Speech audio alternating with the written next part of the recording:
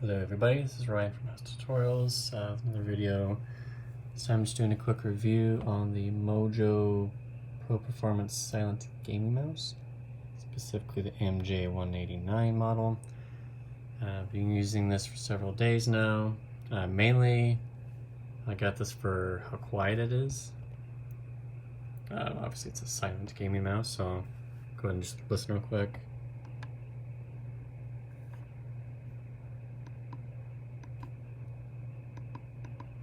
Very quiet.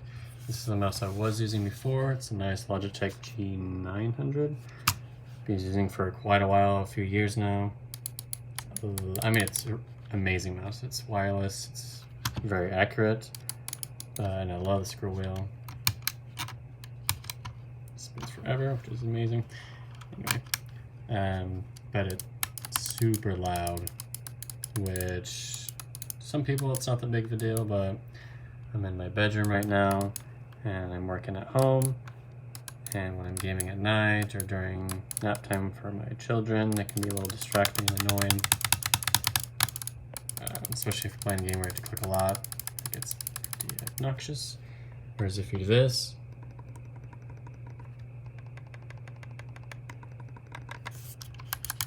it's a lot quieter. So for this, it does have a lot of the extra buttons on here for gaming.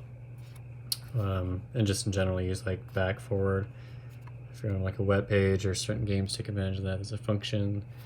This does the same thing as a left click, it's just faster, I guess. I don't really use that very much, but and then I do like this. This is the DPI, so you can make it faster or slower, and there's different color settings.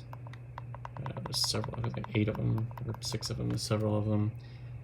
Then you get this little LED thing that changes colors.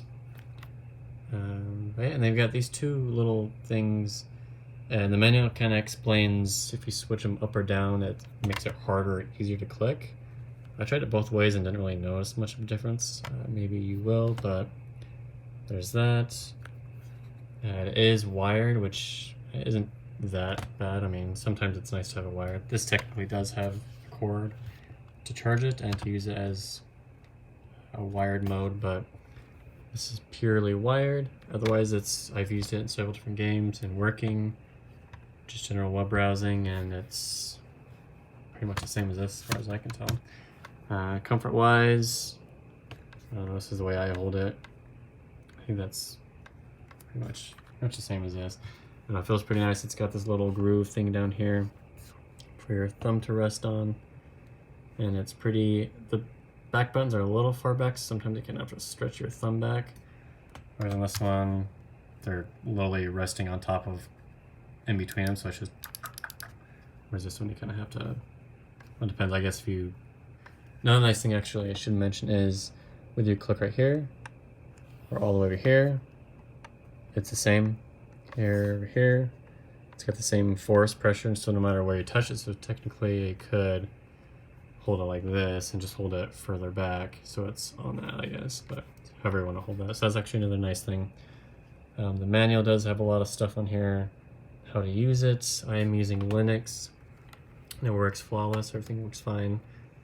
The software obviously doesn't work on it. You might be able to get working through some other means, but otherwise it works perfectly fine, nice and smooth.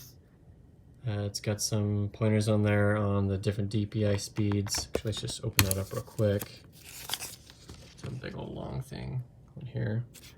But it shows you what all the buttons do. Here we go. So there's the DPI settings, red to purple, so 500 DPI all the way to 12,000. I think I usually hover around yellow, which I think it was 4,000. That's what I find it. I think that's. I believe that's what I use. Mid-range. This thing has the same thing too right here, but it's very low. Anyway, so it's a quick review. It works very nice for gaming. Quiet, which is the main feature, but it's also very accurate. Haven't had any issues with it.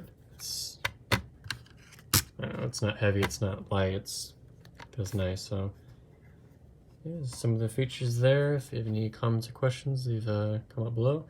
Thanks for watching, and see you on my next video.